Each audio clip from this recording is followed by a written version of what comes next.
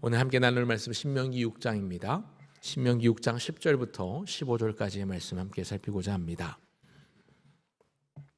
신명기 6장 10절부터 15절까지의 말씀, 제가 인성경 구약성경 271쪽에 있습니다.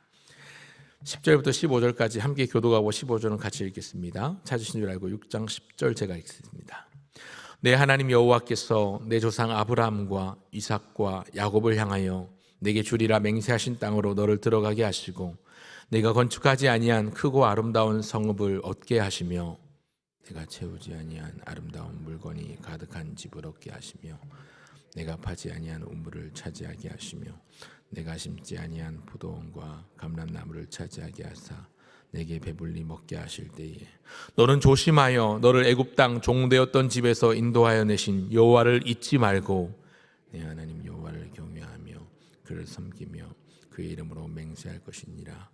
너희는 다른 신들 곧 내 사면에 있는 백성의 신들을 따르지 말라. 너희 중에 계신 너희의 하나님 여호와는 질투하시는 하나님이신즉 너희의 하나님 여호와께서 내게 진노하사 너를 지면에서 멸절시키실까 두려워하노라. 아멘. 우리 교단이 발행하고 있는 큐티책 복 있는 사람의 순서를 따라서 신명기 말씀을 살펴보고 있습니다. 오늘 주어진 큐티책 본문은 신명기 6장 10절부터 25절까지의 말씀입니다. 10절부터 15절까지의 말씀을 읽었습니다만 오늘 주어진 본문 25절까지의 본문 전체를 다루고자 합니다. 특별히 오늘은 잊기가 얼마나 쉬운가, 얼마나 잊기가 쉬운가라는 제목으로 하나님의 은혜의 말씀 상고한 바를 나누고자 합니다. 이 신명기서로 말씀드릴 것 같으면요, 이스라엘 백성들이 이 적과 꿀이 흐르는 땅, 약속의 땅 가나안에 들어가기 직전 요단 동편 모압 평지에서 그들을 이끌었던 하나님의 사람 모세가 유언과도 같은 말씀으로 남긴 한편의 장황한 설교입니다. 신명기서 전체에 걸쳐서 주시는 주제, 명령은 사실 한 가지입니다. 신명기서 전체를 관통하고 있는 큰 주제는요, 하나님을 잘 섬겨라, 하나님만 잘 섬겨라, 하나님의 뜻대로 하나님을 제대로 섬겨라, 이것입니다. 이제 곧 들어갈 약속의 땅에 들어가면 이스라엘 백성들이 겪을 일에 대해서 언급합니다. 그리고 그들이 그럴 때에 어떻게 살아가야 할지 삶의 지침을 제공해 주는 것이 이 신명기서입니다. 오늘 주신 말씀 이 6장 10절부터 25절까지의 본문을 중심으로 함께 은혜의 말씀 상고한 바를 세 가지로 나누고자 합니다. 첫째로 기억할 것은 잊지 말라는 것입니다. 잊지 말라. 하나님이 주신 은혜들을 기억하고 결단코 잊지 말라는 것입니다. 하나님께서 자기 백성 이스라엘을 위해서 하실 일들을 말씀하고 있습니다. 무엇입니까? 그들의 조상 아브라함과 이삭과 야곱에게 약속하신 땅으로 들어가게 하시고 이스라엘 백성들, 그들이 건축하지 않은 성읍을 얻게 하시며 심지어 그들이 채우지 않은 물건이 가득한 집을 얻으며 그들이 파지 않은 우물을 차지하게 하시고 그들이 심지 않은 포도와 감람나무 열매를 얻게 하실 것입니다. 그들이 파종하지 않았던 열매들을 얻게 하신다는 겁니다. 하나님께서 이스라엘에게 땅과 성과 집과 양식을 주실 것입니다. 이전 세대인 이 종되었던 땅 애굽에서는 노예라서 누릴 수 없었던 것, 그리고 갖지 못했던 것들을 모두 갖게 해주시고 누리게 해주신다는 겁니다. 그리고 그런 그때에 반드시 잊지 말아라. 이 모든 것이 하나님이 주신 것이다. 이게 다 너희가 누리고 있어서 너희들 것 같지만 너희들 게 아니라 주님이 주신 것이다. 이걸 절대로 잊지 말아라 하십니다.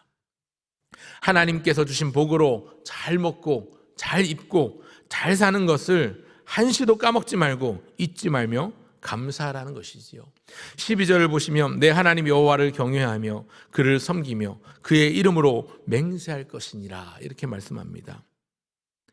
이스라엘 백성들에게 경외의 대상은 오직 여호와 하나님 한 분밖에 없었습니다. 그래서 내 하나님 여호와를 경외하며 그를 섬기라 라고 말씀하지요. 그리고 이어서 말씀하는 그의 이름으로 맹세할 것이니라, 이 맹세하라는 것은 그 여호와 하나님을 경외함으로 그 하나님을 섬기며 그 하나님께만 약속하고 절대 충성하라는 말입니다.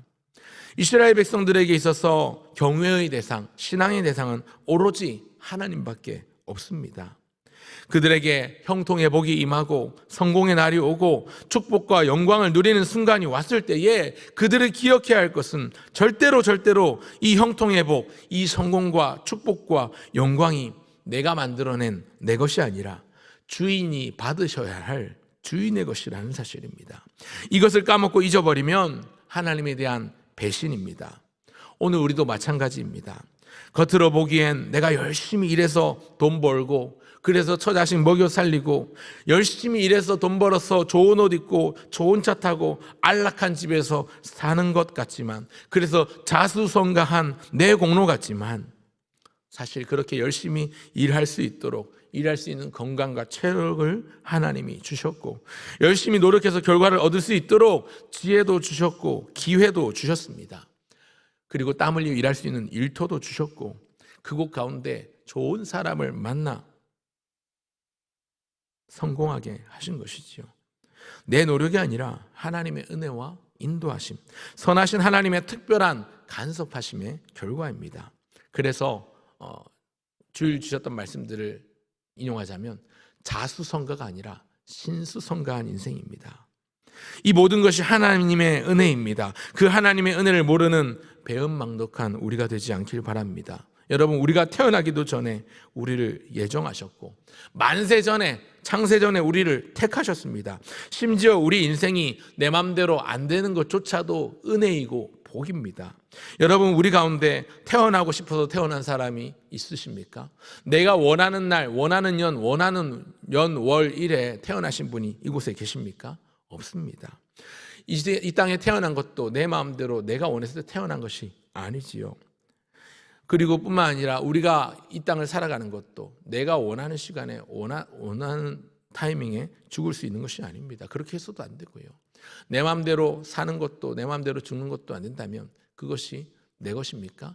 아닙니다. 우리의 주인은 따로 있습니다. 내가 이 땅에 태어나 사는 것도 모든 것이 주님의 은혜요, 주님의 일하심입니다. 구약 성경에 주신 하나님의 복, 이 복이라는 말이 굉장히 많이 나오고요. 또 우리가 지금 살펴보고 있는 신명기서에는 복이라는 단어가 굉장히 자주 등장을 합니다. 들어가도 복을 받고 나가도 복을 받고 떡반죽 그릇이 복을 받고 올라가나 내려가나 복을 받고 항상 복을 받는다라는 단어가 많이 나오는데요. 이 구약 성경에 나오는 복은 신약 성경의 은혜라는 말로 대체됩니다.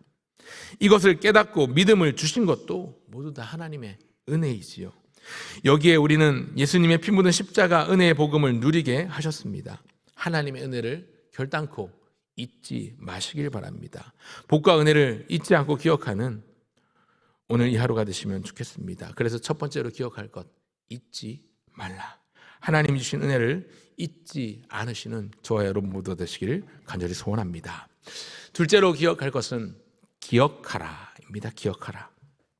하나님의 은혜를 잊지 않기 위해서 반드시 기억해야 될 사실이 있습니다. 그것이 무엇인가? 바로 우리 하나님이 질투하시는 하나님이라는 점입니다.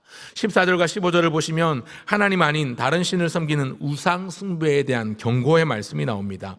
우리 여호와 하나님은 질투하시는 하나님이시기 때문에 이방인들이 섬기는 우상, 그 사람의 손으로 만든 형상에 절하며 그것을 섬기는 것을 견딜 수 없어 하십니다. 혹여 그 우상을 섬기면 하나님은 진노하셔서 멸절시키실 것이라고 말씀합니다. 우리를 멸망하게 하신다는 것입니다. 어떤 하나님이요? 질투하시는 하나님이요. 여기 나오는 질투하다라는 단어는 히브리어 카나라는 단어인데요. 원래 이 카나라는 단어의 뜻은 열정적인, 맹렬한, 뜨거운 이런 뜻입니다.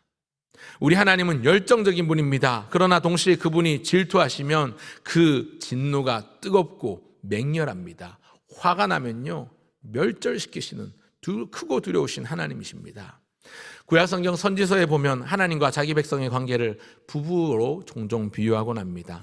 아내가 남편에게 정절을 지키지 못하고 다른 남자와 바람이 났을 때 남편이 보이는 반응이 이 히브리어 카나라는 단어입니다. 소위 속된 말로 비속어로 빡친다라는 말을 하지요. 열받는다는 겁니다. 하나님도 열받습니다. 하나님의 질투는요, 하나님을 섬겨야 할 하나님의 백성이 엉뚱한 주인을 섬길 때 촉발되는 것입니다. 신앙생활이 주인 바꾸는 삶이라고 하는데, 여러분, 주인은 여러분의 주인은 누구십니까? 왕 대신 하나님을 왕처럼 모시며 살고 계십니까? 주인 대신 예수님을 주인처럼 모시고 살고 계십니까? 오늘 우리 하나님의 질투를 기억하십시오. 딴 마음 품지 말고 주님께만 순종하십시오.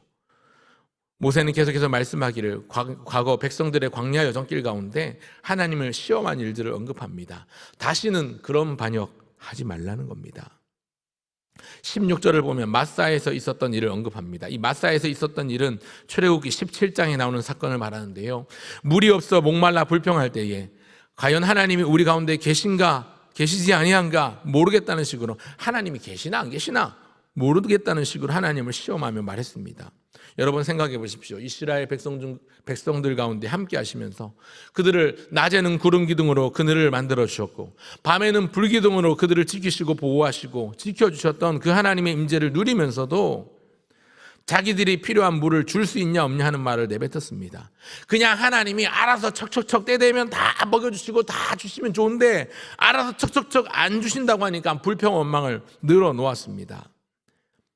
하나님의 능력을 의심하였습니다. 동시에 이것은 하나님의 하나님 되심을 부정한 불신앙의 행위인 것이지요. 여러분 그들은 불순종으로 하나님을 시험했고 그래서 잠시 동안 큰 고통을 겪어야만 했습니다. 하나님에 대한 100% 믿음, 100% 순종만이 온전한 믿음, 온전한 순종입니다. 여러분 99% 완성을 완성이라고 하지 않습니다. 왜입니까? 1%가 모자라기 때문입니다. 그래서 99% 완성은 완성이 아니라 미완성이라고 하지요. 하나님에 대한 믿음도 우리의 순종도 마찬가지입니다. 99% 믿음은 온전한 믿음이라고 할 수 없습니다. 99% 순종은 온전한 순종이 아닙니다. 단 1%의 불순물, 아니 0.0001%의 우상숭배가 있다면 그것은 온전한 믿음, 온전한 순종이 아니라 우상숭배입니다. 여러분 우상숭배는요 자기가 하고 싶은 것을 자기가 원하는 욕심을 채우는 것에서 출발합니다. 자기가 원하는 것을 얻으려고 만들어낸 게 우상입니다. 하나님을 주인으로 모시는 삶을 살아야 하는데 주인 대신 하나님이 주신 많은 것들은 누리면서 하나님을 주인으로 여기지 않으려고 하는 삶의 모습이 있는 것이지요. 오늘 저와 여러분의 삶의 주인은 누구입니까? 내 삶을 움직이는 가장 큰 힘은 무엇입니까? 여러분의 삶에 가장 큰 영향을 미치는 것이 무엇입니까? 그것이 우리의 주인, 그것이 우리의 우상일 수 있습니다. 어떤 사람에게는 돈일 수도 있고 누군가에게는 명예이며 지식이며 권세입니다. 또 어떤 분에게는 건강이 그것일 수 있습니다. 누군가에겐 일 자체가 우상일 수도 있습니다. 심지어는 자식일 수도 있습니다. 자신을 주인 삼는 사람일 수도 있습니다. 여러분 애굽 땅 종되었던 그곳에서 이끌어내셔서 약속의 땅 가나안에 보내시려는 하나님의 의도는 무엇입니까? 출애굽할 당시 그 출애굽의 명분이 무엇이었습니까? 바로 이스라엘로 하여금 우리 하나님 여호와께 제사하게 하기 위하여 내 백성을 보내라. 그렇게 모세가 바로에게 말씀하지요. 하나님께 말씀하신 말씀을 전합니다. 무슨 말이냐면 출애굽한 목적은 하나님의 영광을 위해서 자기 백성들로 하여금 찬송을 받으시기 합당하신 주님께서 예배 받으시기 위해서 출애굽시켜 주신 것입니다. 이것은 인간의 창조 목적과도 부합합니다. 하나님을 영화롭게 하고 그분을 영원토록 즐거워하는 것, 다시 말해 하나님을 예배하고 하나님만 예배하게 하려는 것이 우리 인간의 창조 목적이고 이스라엘 백성들의 출애굽한 이유입니다. 하나님이 주신 믿음으로 하나님만 섬겨야 합니다. 우상숭배의 다른 길, 엉뚱한데 쳐다보면서 한눈 팔고 딴 데 마음을 빼앗기지 말고 그런 유혹이 찾아올 때 단호하게 하나님을 선택하고 그리스도이신 예수님을 고백하고 붙들 수 있길 바랍니다. 여러분 하나님을 시험하지 마십시오. 추호의 여지도 없이 하나님을 단 한순간이라도 의심하지 마십시오. 하나님께서 주신 명령을 지키십시오. 18절에 보니까 오히려 여호와 보시기에 선량한 일을 행하라 이렇게 말씀하지요. 문자적으로 직역하면 여호와의 눈에 바르고 좋은 것을 행하라는 것입니다. 하나님을 시험할 생각하지 말고 정신 차리고 정신 똑바로 차리고 살라는 것이지요. 코람데오라는 단어 많이 들어보셨지요? 하나님 앞에서라는 라틴어입니다. 여러분 하나님 앞에서의 삶을 살아야 합니다. 그분은 다 아십니다. 다 아십니다. 이 말이 어떤 누군가에게는 위로가 될 것입니다. 우리의 형편과 우리의 처지와 우리의 아픔과 우리의 마음속 깊은 상처, 심지어 가장 가까운 배우자나 부모에게도 말하지 않은 말 못할 아픔도 그분은 다 하시기 때문에 하나님이 다 하신다는 말은 누군가에게는 위로가 되기도 하겠지만 또한 동시에 경고의 사이렌이 되기도 합니다. 우리의 은밀한 죄, 우리의 이기적인 자, 우리의 육신의 정욕을 따르는 욕망들, 세상적인 이기적인 자아의 모습들, 그것조차도, 죄악조차도 하나님은 다 하시기 때문에 누군가에게는 경고의 사이렌이 되기도 하는 것이지요. 쉬운 일이 아닙니다. 하나님의 은혜를 기억하는 것 뿐만 아니라 우리 하나님이 질투하시는 하나님이라는 것을 기억하는 것도 쉽지 않습니다. 그러나 하나님의 백성이라면, 하나님을 주인 삼는 사람이라면, 하나님을 주인 삼는 인생이라면, 하나님을 왕으로 모시는 사람이라면 반드시 해야만 하는 일입니다. 기억하는 것, 잊지 않는 것. 그리고 마지막 셋째는 가르치라는 것입니다. 20절부터 25절까지의 말씀인데요, 이 첫째, 잊지 말라 하나님의 은혜를, 그리고 둘째, 기억하라 질투하시는 하나님을, 이 두 가지를 하나님께서 베풀어 주신 복과 은혜를, 또 그 질투하시는 하나님을 잊지 말고 기억해 두었다가 자녀들에게, 또 자녀의 자녀들, 아니 그 자녀의 자녀를 넘어 모든 오고 오는 후손들, 모든 다음 세대에 가르치라는 것입니다. 이미 어제 살펴보았던 쉐마 복음이죠. 들으라 이스라엘아 했던, 어제 살펴보았던 본문의 7절에 보면 가르치라는 말씀을 하셨습니다만 다시 가르치라는 말씀을 반복적으로 하고 있습니다. 여러분, 이 신명기서에서는요, 이후에도 계속해서 가르치라는 명령어가 계속 나올 것입니다. 반복해서 나옵니다. 반복한다는 말은 그만큼 중요하다는 말이지요. 지금의 자녀들만 아니라 자녀의 자녀들, 그리고 어쩌면 얼굴도 못 볼 자녀의 자녀의 자녀들, 그리고 이후의 자녀들, 오고 올 모든 세대에 걸쳐서 이것을 가르치라는 것입니다. 무엇을요? 하나님께서 어떻게 은혜를 베푸셨는가, 하나님이 얼마나 질투하시는 분이신가 하는 것을 가르치라는 것입니다. 20절에 보니까 후일에 내 아들이 내게 묻기를 우리 하나님 여호와께서 명령하신 증거와 규례와 법도가 무슨 뜻이냐 하거든, 이렇게 말씀하는데, 여러분, 자녀들에게 이것을 가르치려면요, 그 이전 세대인 부모 세대가 그 내용을 잊지 않고 기억하고 있어야 합니다. 자녀들에게 묻게 만들려면 그것을 준행하고 지키고 있어야 합니다. 그러니까 엄마 아빠는 왜 이렇게 살지? 물어볼 것 아닙니까? 지키고 살지 않으면 물어보지도 않습니다. 물을 일도 없지요. 잊혀져 버릴 것입니다. 그들의 조상들이 애굽에서 종노릇하며 노예로 살았던 것들, 하나님께서 크신 권능의 강한 손과 표심팔로 그들을 그곳에서 구출해내신 것과 그 조상들을 광야 여정길에서 이끌어 주신 것, 때를 따라 주시는 양식으로 그들을 먹여주신 것, 그들의 옷이 헤어지지 아니하며 그들의 신발이 헤어지지 아니하며 닳지 아니하며 광야 가운데 샘을 마시게 한 것, 그리고 약속의 땅을 주셔서 들어가게 하셨고 그런 땅에서 지금 너희가 살고 있다라는 걸 가르치랍니다. 오늘 우리 믿음의 조상, 오늘 우리 믿음의 부모, 믿음의 선배들에게서 오늘 우리가 물려받은 믿음의 유산이 사라지지 않고 이어지도록 우리에게 주어진 믿음의 유산을 잘 전수해 줘야 될 사명이 우리에게 있음을 기억하시길 바랍니다. 어떻게 이 믿음을 잘 전수하고 다음 세대까지 이어줄 수 있을까요?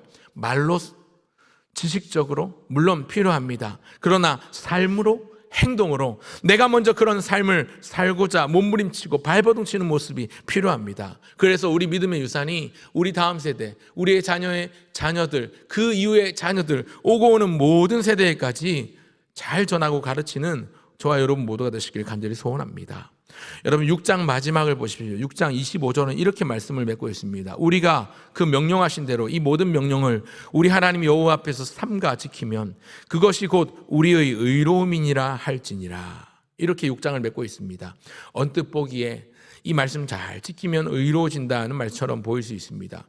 모든 율법과 규례와 법도를 지키면 그것이 우리의 의로움이 되겠지만, 여러분, 가나안에 들어간 그 약속의 땅, 그곳에 들어간 이스라엘 백성들이 그 모든 율법과 규례와 법들을 다 잘 지켰습니까?